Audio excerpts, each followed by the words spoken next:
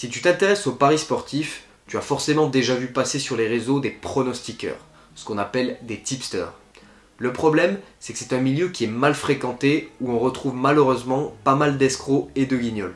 Je vais donc te donner 3 signes pour détecter un mauvais tipster. C'est parti. Le premier critère dans le choix d'un tipster, ce sera bien entendu sa rentabilité. Il faut qu'on s'assure que la personne soit rentable sur le long terme.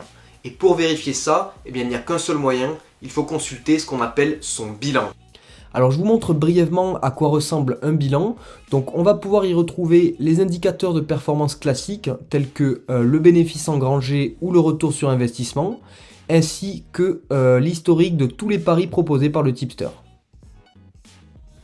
Toute personne qui se prétend tipster doit être capable de prouver ses résultats. Donc vous l'aurez compris, le premier red flag, c'est l'absence de bilan. S'il n'y a pas de bilan, c'est que la personne est probablement perdante. Alors ne la suivez pas dans ses pertes. Attention cependant avec les bilans, parce que la plupart sont gérés par les tipsters eux-mêmes. Il y a donc un risque pour que le bilan soit trafiqué, même si sur le long terme, c'est dur de passer inaperçu. Alors la deuxième chose qui doit vous montrer qu'un tipster est perdant, c'est les combinés. Alors oui messieurs, au risque de vous décevoir, c'est pas en plaçant des combinés que vous allez faire de l'argent sur le long terme. Je vous explique. Dans la vidéo où je vous parle de la marge des bookmakers et du taux de retour joueur, on a vu que quand un opérateur vous propose par exemple une cote à 1,80, c'est qu'en réalité, il a calculé qu'elle valait 2 voire plus. Et donc à cause de cette marge, c'est déjà très compliqué de trouver des cotes individuelles sur lesquelles on a un avantage sur le bookmaker. C'est plutôt l'inverse. Donc imaginez si vous commencez à combiner plusieurs paris. Alors certes, vous aurez un gain potentiel qui est plus élevé parce que vous multipliez plusieurs cotes, mais vous allez également multiplier la marge individuelle de chacune de ces cotes.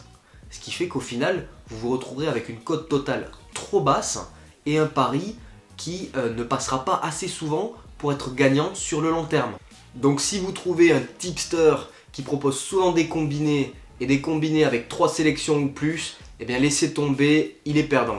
Alors, le troisième et dernier red flag de cette vidéo, il est éliminatoire. C'est un carton rouge direct et il s'appelle la montante. Alors, le principe de la montante est vraiment pas compliqué. Vous placez un pari. Si vous gagnez ce pari, vous placez tout l'argent récupéré sur un deuxième pari qu'on appelle le palier numéro 2. Si votre deuxième pari est gagné, vous replacez tout l'argent récupéré sur un autre pari qui est le palier numéro 3, etc. etc., etc. Alors on va pas tourner autour du pot, c'est une technique qui est complètement bidon. Je peux vous garantir que personne n'a jamais gagné de l'argent sur le long terme en faisant des montantes.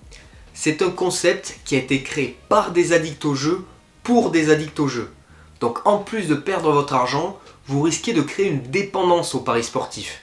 Donc s'il vous plaît, ne tombez pas dans ce piège.